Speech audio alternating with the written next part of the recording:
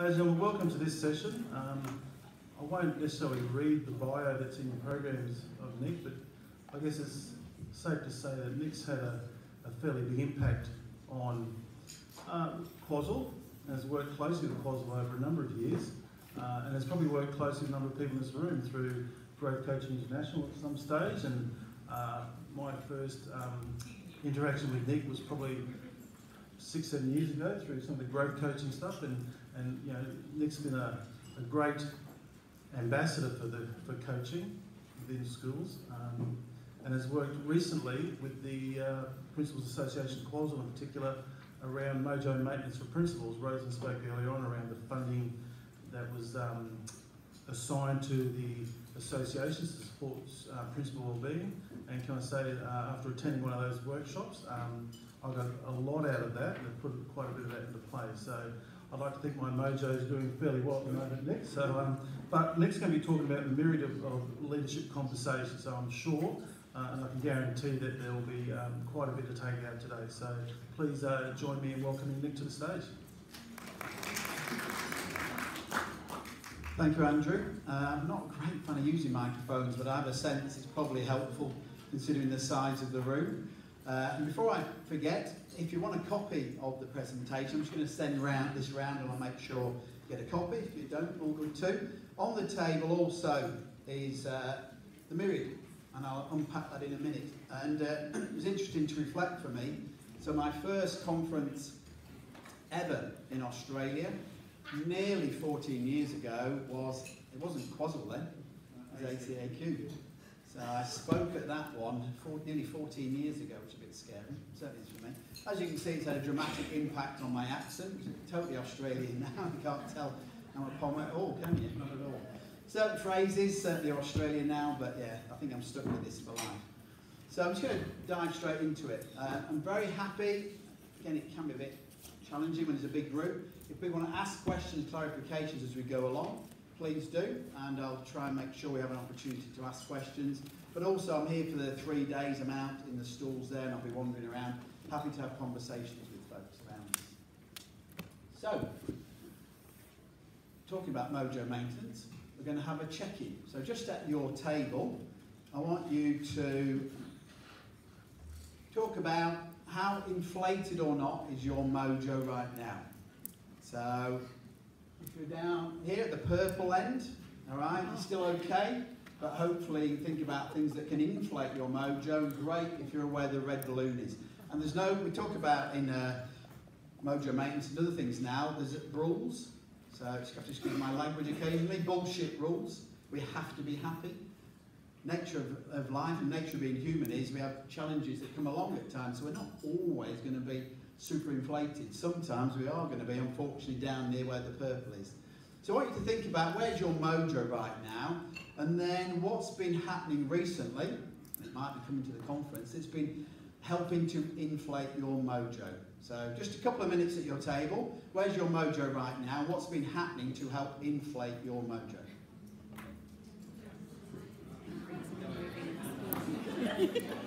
Deflated your mojo, so you put no, I'm not there. Or green. Probably be a yellow, yeah. But to get up to red, yeah, we have to work as a team to keep everything happening. That's really good. That rolling effect going there. So no matter, well, you've got the shift of the deputies, so they're already on board anyway. For 3 weeks. Well, for 3 weeks, and you can't predict what's going to happen next term. That's what I've had staff changes all year, and I've just got to the point where, okay, you know, it's sort of like, And how do you get mojo after that? yeah, that's exactly Yeah, that right. would be very difficult. We've had a couple of staff changes this year, so to keep I've had one at a time. I've had one at a time in my little group, but we've also had, we've had lots of, it's just like a constant shift, and you're saying, okay, I can either let that get to me, or I can just have, right, so this is the nature of the landscape here, what can I do? that's how you're going to have to. Yeah, that's right. What can I do to support people who are still here, so that they don't start thinking, well, Okay, folks. good to remember, just talking with Andrew there, good to remember the good things that are happening. So we're hardwired as humans to remember the bad things more than the good things. So little things that can help us do our very best in what can be a challenging job at times, and particularly this stage of the term. I don't know if it is, but I reckon this stage of the term for many schools I'm interacting with is probably where mojo is often the lowest. We're heading into winter. I say that a bit, coming from England, but heading into winter. But also there's a lot of things on, and we've got, it's an 11-week term. Little things like that play on our minds. So this is about remembering the good things and that are happening throughout the schools. So a little bit of framework around why did I spend time in this. One of the things, as Andrew said, I spent the last 6 years really very much in the coaching space, and setting up my own business nearly a year ago now, which has flown by, was thinking about, okay, coaching is a really important piece, a very powerful piece as part of the whole that leaders can bring to their conversations, but there are more. There's more that we need to reflect on and think about, and I'll unpack this a little bit as we go through this session, that it's not just about, coaching isn't always the answer. All right? It's a great answer, but only when it's the right question. It's the right answer to the right question. So I'm briefly going to explore those bits. But I thought this was a useful one to reflect on and think about. And schools are run on conversations, aren't they? The quality of the conversation leads, I think, directly to the quality of the organisation. And that's not just down to one person, that is impossible. But the quality of their conversations, particularly the more senior leaders has a ripple effect. So the ripple effects of things. So if we have high quality conversations, more likely people we talk to will have high quality conversations. Can't guarantee these things. It's not about every conversation is going to be at that level. But the more we can do those things, the better, is exploring it and thinking about for me.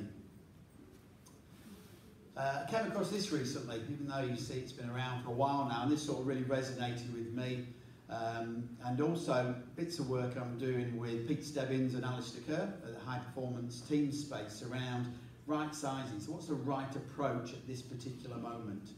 And I thought this was quite resonant. In the danger is, coaching, as I say, is a great answer, but delivered at the wrong time creates frustration and confusion for people.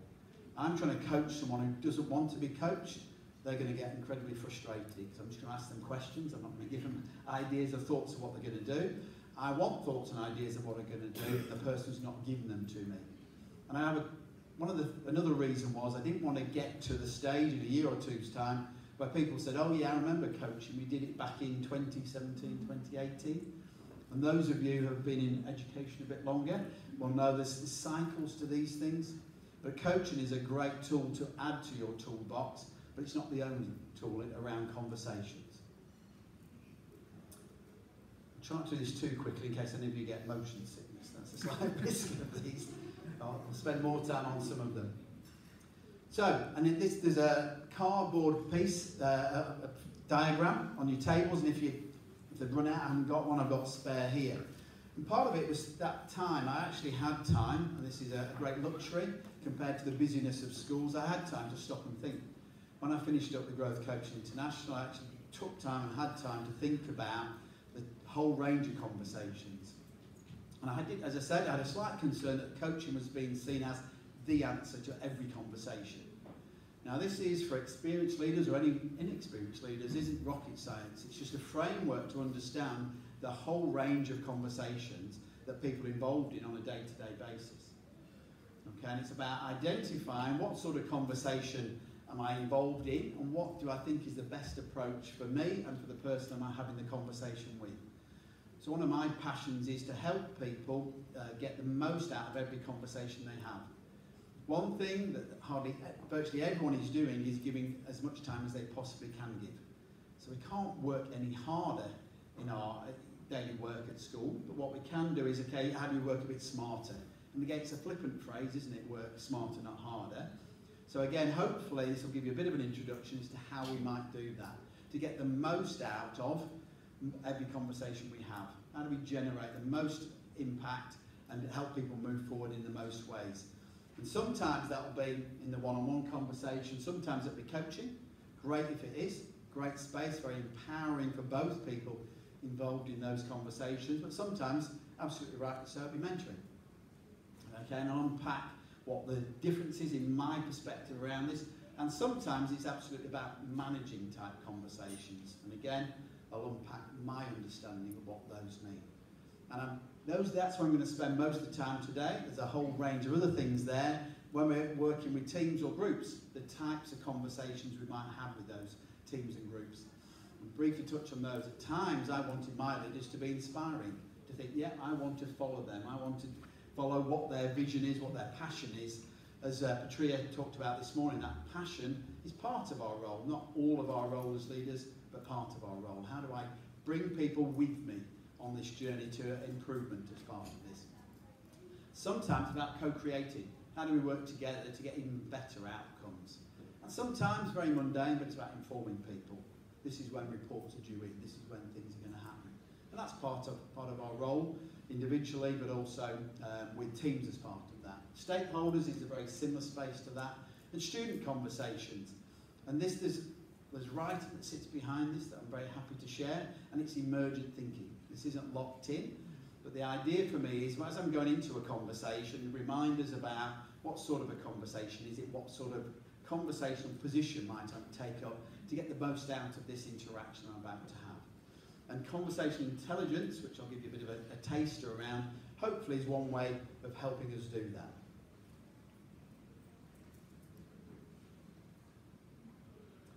So, a bit more time in this, and this is a very simplistic model into something that's very complex. But again, part of my thinking moving forward was how do I make things as simple as possible? Just because you're so busy, how do I remember these things? It's easy for people who train in coaching, we spend all our time in coaching. But you are leaders, and in any one conversation you might be taking up all of those positions. But it's about being deliberate in our practice rather than going to a default.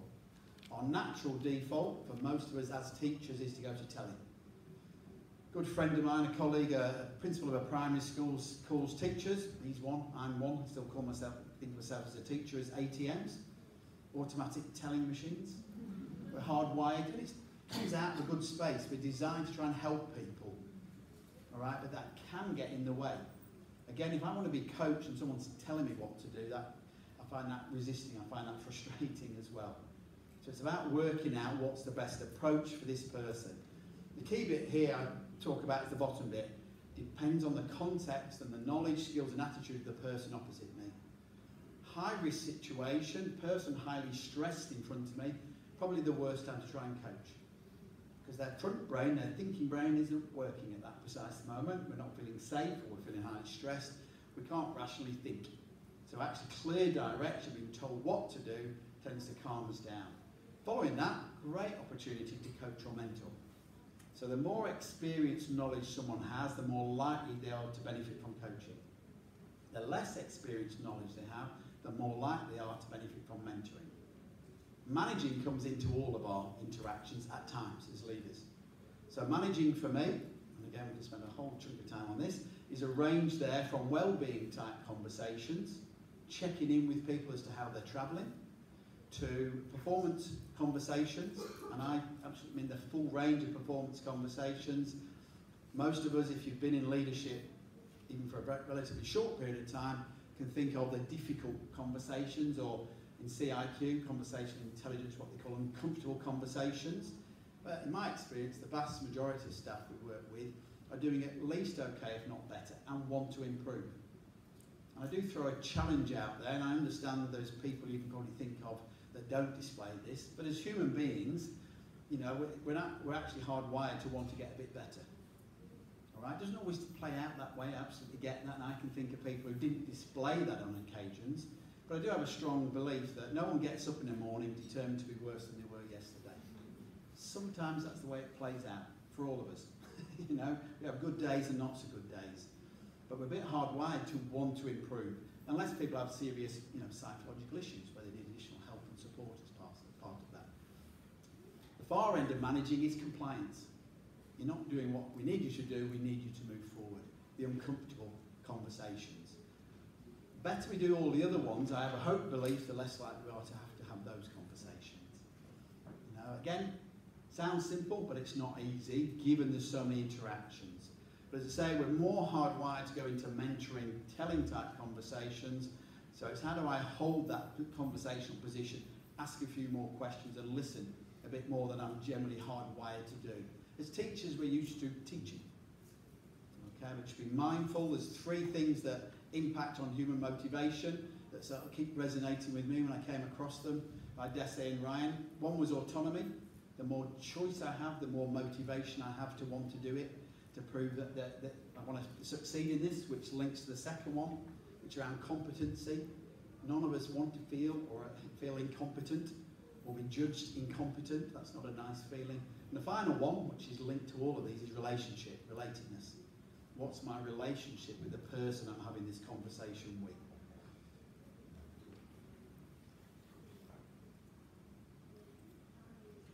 So, very brief whistle-stop tour of Conversational Intelligence, the Myriad of Conversations. As I say, very happy to explore that, explain that further to people outside of here. But I wanted to dive in to give you a bit of a taste. Some of you in the room have already had a taste of this, but this thing called Conversational Intelligence. A lady called Judith Glaser, not Glasser, Judith Glaser, Glaser, developed this framework and these tools in the States, and mainly in the corporate space. And I came across it nearly 2 years ago now, and then spent all of last year getting more knowledge and information around what it is. And it's not the answer, because there's no such thing in my view, but it is a helpful answer to how do we have all those different conversations a bit more effectively. What do I bring into this conversation? And it's based on the neuroscience. Every conversation we have releases chemicals. Good ones or not so good ones. All right? So those conversations where we feel great and feel really positive chemicals are released in those conversations. Those that feel and aren't very helpful or don't feel great, negative chemicals or chemicals that too much of those aren't healthy or helpful to us. There's no such thing as always bad because they're there for a reason, but how do we get the most out of everyone we're working with? And they very much talk about we-centric leadership. So leadership with people or leadership over people. If we're with power over, that's when we're told because we're the boss we have to do things. Times that's going to occur, the less we can do that, the better. Because it generally triggers, I want to control, I want to go into defense mode. So how do I explain, how do I explore a power with type of leadership, where I'm with people, there's still no positionally who's in control there, who has the power, who has the position, but so it doesn't feel that way. And there's a whole range of stuff around trust, which is a real foundation piece to all of this. And at the basis of all of this, it talks about conversational intelligence, that worlds are created through words. Worlds are created through words. What we say, how we say them, when we say them, impacts on people around us. And are those positive, helpful messages, or are they unhelpful messages? As you can see, I liked the framework of this so much, I actually called my company Next Level Greatness, because it sort of resonated with me. How do we continue to improve? You know, in ways that are helpful and meaningful to people. And those of you who've done coaching with me might well remember, may well not, but might remember, what we want to do is nudge people into their learning zone or their growth zone. Our brain is hardwired to stay in a comfort zone, that's where we feel comfortable, and hopefully most of the time we're there. But where we start to progress, where we grow, is where we're nudged out of our comfort zone. The challenge is, what we don't want to do is push people into their anxiety zone. If I'm anxious, I shut down and get defensive, and that happens with the brain. It switches off and we go back into the rear brain, which I'll briefly explore in a minute, and then we go into defense. Do I feel safe around this? Google did a whole range of research around teams and found the single most important factor was psychological safety. So that impacts dramatically on how effective or not teams are. So that's the important bit that sits behind all this. How do I help people feel safe so we can work on things and move forward in a constructive, productive way as part of this? But fundamentally, it's conversations. The quality of the conversations directly impacts the quality of organisations. So how do we get a bit better at these conversations? And they talk about 9 out of 10 conversations miss their mark. It's a bit scary when you hear that, isn't it? Now, most of those are in small ways. Some of them are dramatic ways, we know that, but it's mostly the small ways where we think we remember exactly what was said. But in reality, we remember, linking back to Petrea's talk this morning, a final quote about Maya Angelou.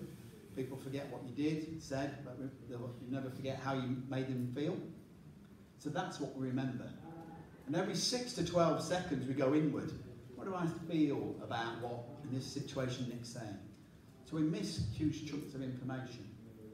So it's about checking in. That's why often there's misunderstandings. I'm sure you've all been in staff meetings where you've heard exactly the same words and there is a range of different perspectives on what was said. Okay, and that's the reality. It filters through whatever our experiences are part of this. This is what it sits behind it all. So I don't know how many brains you thought you had. You've got 6. All right, and again, this isn't across the board. Not everyone agrees with 6.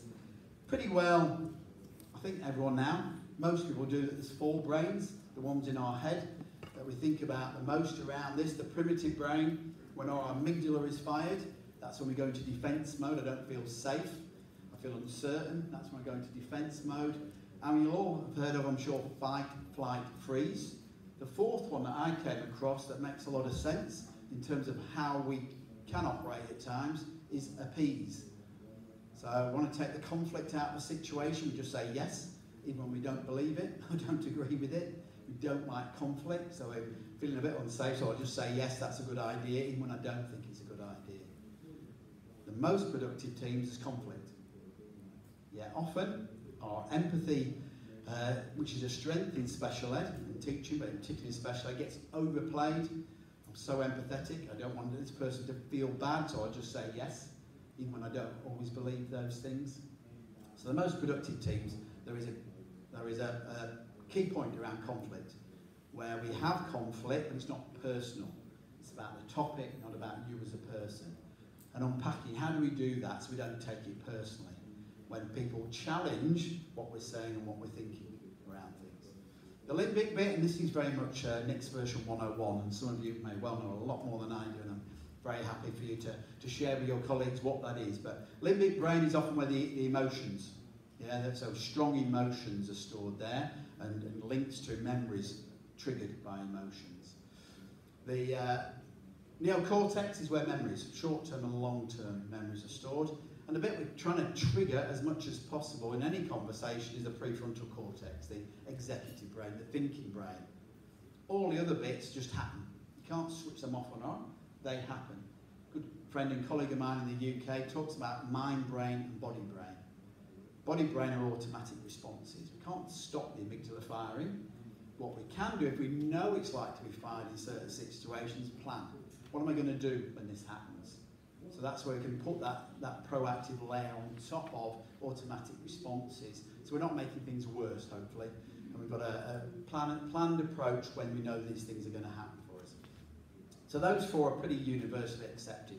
The other 2, less so. All right. So heart brain. So there's an organisation called Heart Math. I'm struggle to say that, but it's American, Heart Math, in the US, that talks a lot about the energy fields we give off as human beings. When we get within a certain distance, which I think is something like 12 feet, in American they're still talking feet and inches, when we get within 12 feet, we have a sense of the energy this person's giving out, positive or negative. And is that the ripple effect? Are we having positive impact on people around us or negative impact? And if I'm in a bad space, how do I get myself into a better space? What can I do to help shift into that? And that's been around for a while. Again, not everyone would agree with that, but there's as many signals that go from your heart to your brain as your brain to your heart. So you can argue which is controlling which, but there's a strong correlation and connection. The most recent one is the gut brain. All right, again, not universally accepted, but increasing evidence and increasing research about the impact of our gut and the health of our gut and how we operate. Those who are working with kids with ASD, that's been around quite a while, and that's not just kids with ASD, that's all of us. That impacts around gut health. And again, it makes sense of phrases that most of us have used, gut feelings, butterflies in the stomach, those sorts of things, where things are triggered. It's sensing. It's not a thinking brain, it's a sensing. But again, it's made up of similar structures as to our thinking brain is our the brain in our head as well. Again, sends signals that trigger some of these automatic responses. So these things are happening all the time, and that's partly what conversational intelligence goes into, what sits behind that. If I had to describe what conversational intelligence is, this is often my frame of reference for people. So knowing that 9 out of 10 conversations potentially miss the mark, how do we close the gap? So less miss their mark and less miss their mark by a significant way. So very few people in my experience have a bad intention. When they're going into a conversation, whatever conversation that is, we don't want to have a negative impact on that person. We want to have a good impact, hopefully. Our intention is good, but how often either conversations we've had a negative impact on the person, we think what happened there, or people have had that impact on us.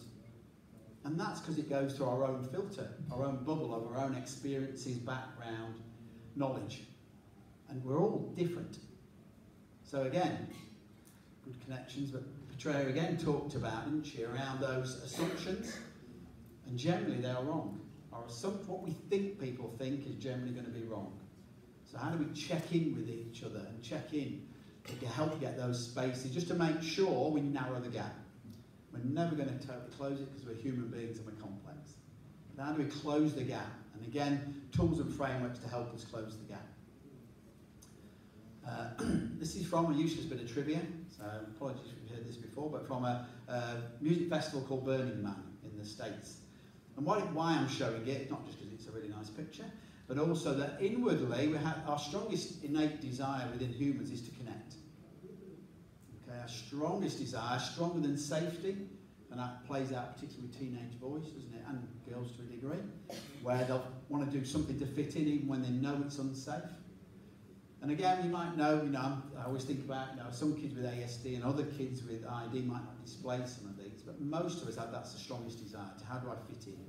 So even when we have polar opposite views, inwardly we're trying to work out how do we connect? How do we connect with each other? That's part of, a significant part for most of us as human beings is how do we connect as part of this. So I haven't got time, I'm not going to go through all of these. I'm going to give you something to do now, because it's good rather than just sitting listening to me, particularly in the afternoon as part of this, but these are seen as the conversational essentials. And you will already do all of these on occasions. It's about being a bit more deliberate and how might I do these a bit better? What can I do to help me connect a bit more concretely with the person I'm having conversations with? One of the things I throw out a challenge now, and it's as much to myself as anyone else, because some of you will be very good at this, is that whole construct of small talk. And again, by calling it small talk, it almost says it's not important. But for me, that's how we connect as humans. If we've got the relationship, any conversation is more likely to go better. So actually finding time to connect at the human-to-human level is important. Not how much time and all those other challenges is part of it, but it's really important we do those bits. So at your table, the challenge is you've got 3 minutes, you've got to come up with 5 things you've got in common. All right, so I had a table group. Andrew's all right, he's only got himself to agree with. You can jump in with these two here. All right, 5 things you've got in common. Well, you want to have a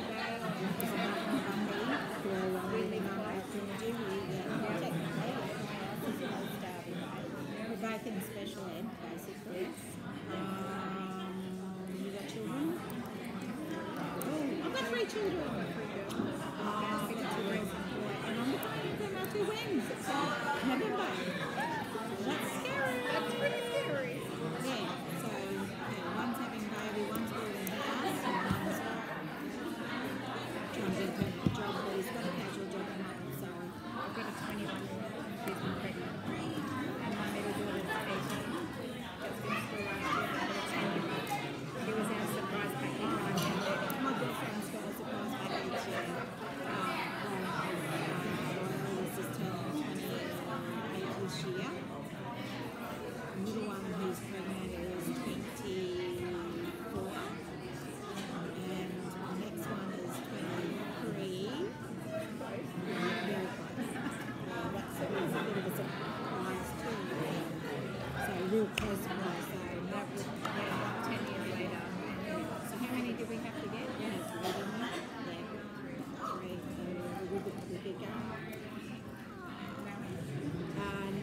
Okay, folks, we'll come back together. Business pressures. So, Do wonders for you. depending whether you did that activity or not, obviously I'm not going around checking, I don't need to as part of that. But you were displaying 3 of the conversation essentials. Partly by doing things like that, one of the things you were doing was asking questions for which you don't have the answer. Alright, so we're checking out what is it about each other. So some of it you might have known, depends how well you know the person or people at your table. So one of the advantages of that is we're open. We're open and we're curious about what this other person might bring. I'm not saying that's an example of asking questions of which you don't have the answers. All right? Again, just a bit of internal reflection. What you think about on a daily basis, back at work, how many times are you asking questions where you don't have the answer? Not saying you have to be, not aim isn't to get 100% that. Absolutely, we need to check for understanding. We need to check that people have learned and understand or know what's going to happen as part of it. But generally, displaying that behaviour is a really helpful one. All right, so good to think about. How much am I doing this? Can I do it a bit more? And that will depend on your role. There's not an aim to get to a set figure. It comes back to context, the person you're having the conversation with. It helps us connect when we're open to that. We're not trying to get the right answer out of people. Occasionally that's what's needed, but again, when people know we're testing them, we've got to be really mindful because then we feel judged as part of this. So it helps us stay out of judgment as part of that. You're also, presuming you were listening, you're listening to connect. All right? You're now, I'm not saying you're now BFFs, but you're slightly stronger connected to the people you're having that conversation with. That desire to connect, we've now got things in common. Okay, I didn't know that. So it connects us slightly stronger. Okay, and all those little conversations that can take place around the workplace help build relationships, help build emotional capital. And as long as we're doing them in an authentic way, again, that's the crucial bit, isn't it? Not that I've got a checklist, quick, I need to, listen to connect to this person because I haven't done it today. We start to read through those things generally, but authentic display of these things. And what it does is prime for trust. Connects us at a trust level. Trust, and I don't think it'll come up, so I'll say it. Pretty sure it doesn't. Trust, again, they've got nice acronyms which resonate for me. I have a chance of remembering them when there's acronyms. So they talk about trust standing for the following things. T being transparent. Transparency. So the more transparent we are about information, ourselves, knowledge, the more we trust each other. It still happens. With the school very recently, they were saying this, they're going through a lot of change, as often we are in schools at these days, but often that people didn't know. And I think I was reading recently say, if we don't know, then people make it up. The nature of human things. If there isn't communication, we make up the communication, the gossip and the hearsay and all those other things that play out. So the more transparent you can be, the better. The R is relationship. Am I spending time to get to know this person? U is understanding. How do I check in understanding? I just pause for a second there. So understanding here is linked to the double clicking. So what we mean by double clicking, if you double click on a computer, on a file or a folder, it goes deeper. Checking for understanding. And in CIQ, they reframe understanding as trying to stand under a shared view of this topic or this thing, whatever it is. So the example I often use, 2 examples. One is engaged. So I'm presuming, hoping no one here would argue that we don't want, we do want students to be more engaged. But engagement for some people is really quiet. Kids with their heads down working on things. For another teacher, it's lots of noise, lots of interaction. And again, we've got to get to a shared understanding of what do we mean by this. So again, we make up our own interpretations based on our background and understanding. So that's what double clicking can do around that. S is for shared success. So what we generally avoid always and never, but generally is a goal that we want. And the example I use to hopefully make sense to me and hopefully help make sense for you folks out there is about the difficult parent. All right? Virtually every school's got some parents who feel difficult. They've feel like they've got unrealistic expectations. Yet shared successes, I'm sure, hope they want the best for their son or daughter, and so do we. different views of how we're going to get there and different things to take into consideration, but shared success and reminding people what we want. So when there's disagreement about how we're going to teach reading or how we're going to do whatever, we all want the best for our organisation. We want our teaching to be as effective as possible.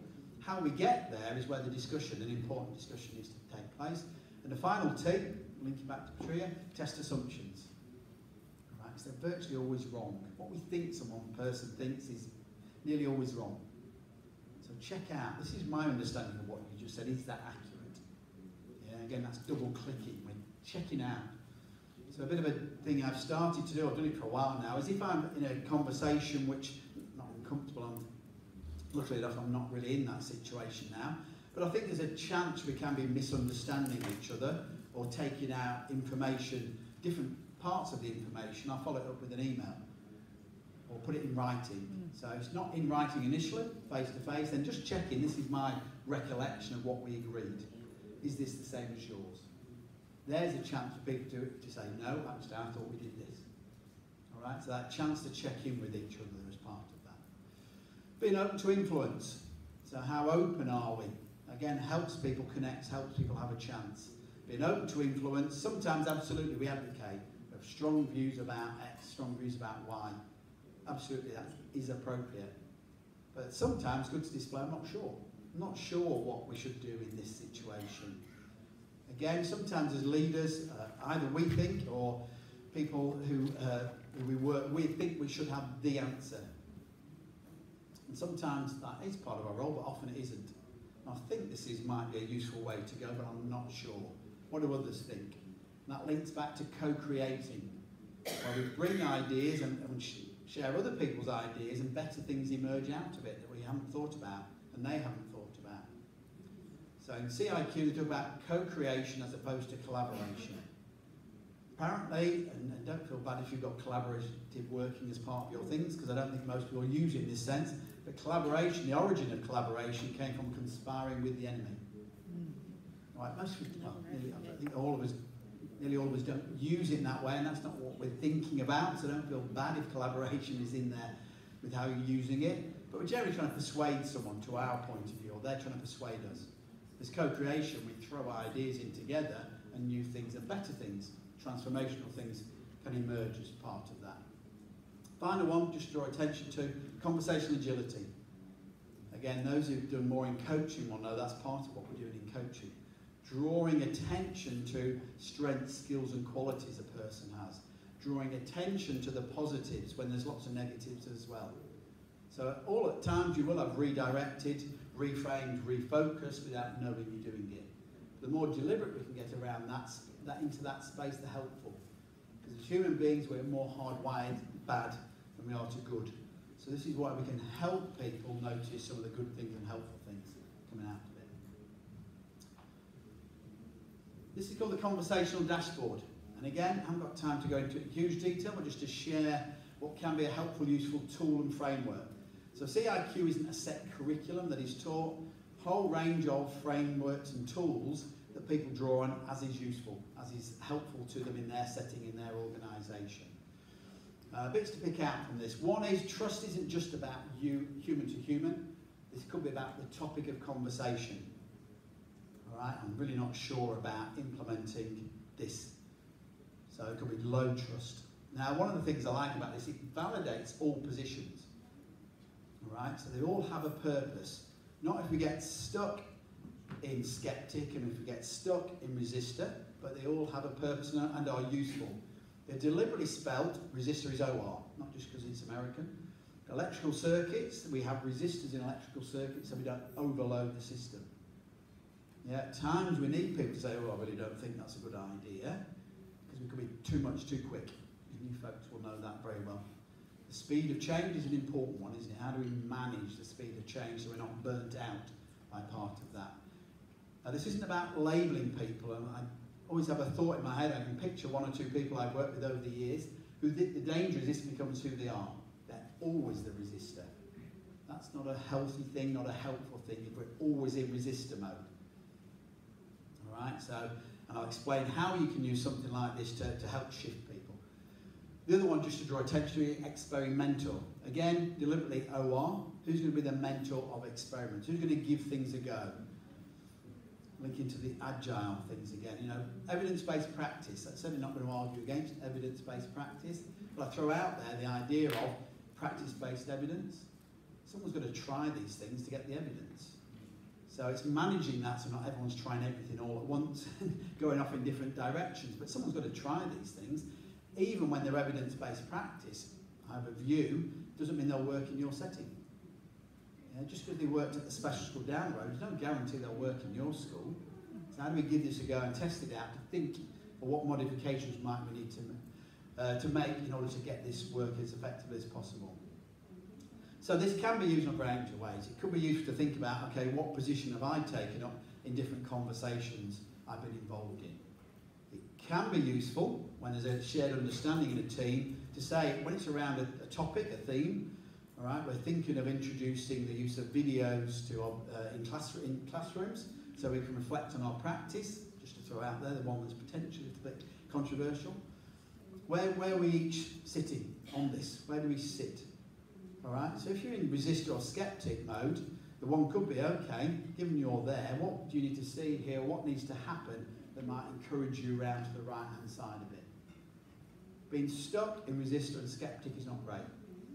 Even if you're not getting negative chemicals released, people around you probably are. I'm feeling a bit uncertain now because someone's challenging it again. You know, our amygdala is then fired, so we don't feel great, we don't feel safe. So it can be a way just to explore people to help them move forward.